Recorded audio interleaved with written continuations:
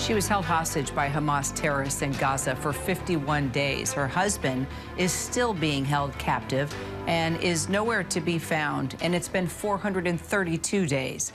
Aviva Siegel has told all of us that she feels helpless, powerless, and absolutely heartbroken. Well, nothing has changed, but neither has her hope to not only find her husband, Keith, alive, but hold him so tight he will never be able to leave her side again. Aviva has protested, marched, written letters, and demanded meetings. Now she wants to meet with President-elect Donald Trump because she believes he's her last hope for getting her American husband out of Gaza alive. Her visit with Speaker Johnson last night comes as Israel's top intelligence official travels to Doha right now to discuss advancing a hostage deal. Aviva joins me here once again on set as she keeps her fight for her husband's freedom alive.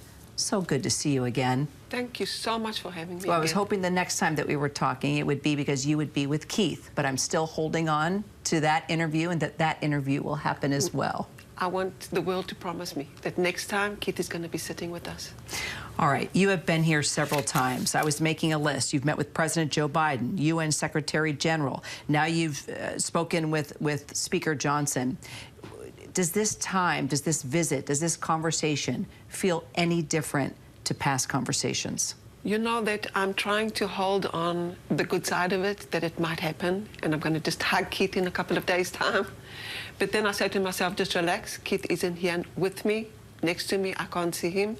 So I'm just holding my fingers and want to keep hope and trying not to be too happy because I'm scared that I'll fall again.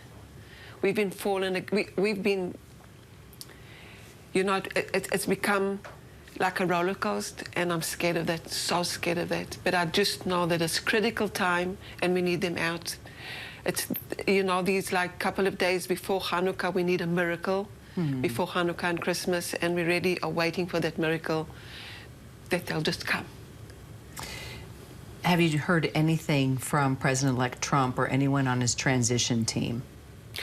Not that I can tell you that they say that Keith will be here in a couple of days' time, but I do know that everybody's working very, very hard on it, and I just want to hope that both sides, the Democrats and the Republicans, are working together as hard as they can to bring them out before it's too late. We want Keith and all the hostages out before it's too late. Do you and other family members of other hostages believe that Trump could do something different, that he will do something differently? What's been the talk about, you know, these precious days that go by without your loved ones? But we do have a new and very different type of president coming into the Oval Office very soon. Yeah, and he tweeted that, you know, if they don't let the hostages out before he comes in, they'll have hell.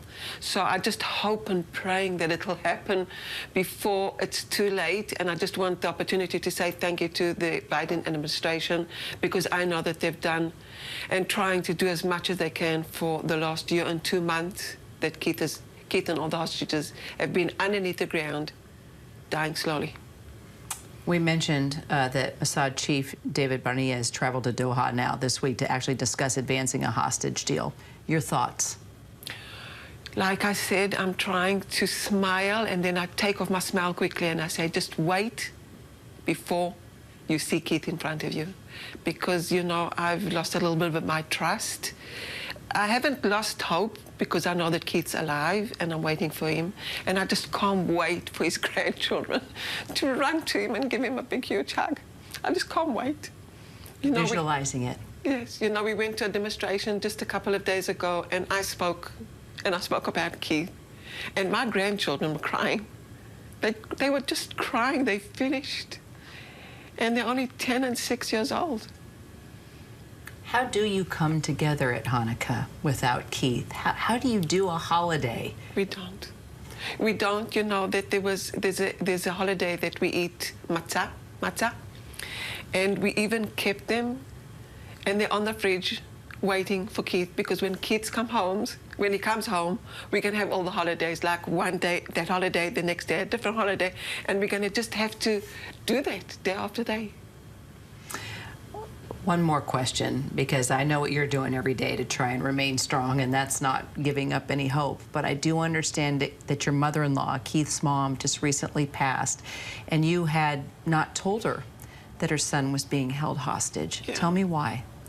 Because we didn't want her to hurt her. And you know, at the beginning we thought that it will happen like in days, and it didn't, and it just became a year and more than a year, and we really tried to protect her. But standing there while they buried her without Keith was just the most hardest thing to go through, knowing that Keith in Gaza said to me that when we come out, the first thing that he wants to go and give his mom a hug. And he wasn't there. Aviva, we really appreciate you. Just every time you come into the nation's capital, you come to see us. Thank you. You've touched all of us here. Thank you. And we appreciate that. And we love you. We love everything that you represent and everything that you're doing, because you're helping so many other families stay strong as well. We appreciate you. Thank you so much. And I'm still holding out hope. The next interview will be with your husband right by your side. Thank you. Thank you so much. Thank you, Aviva. Thank you.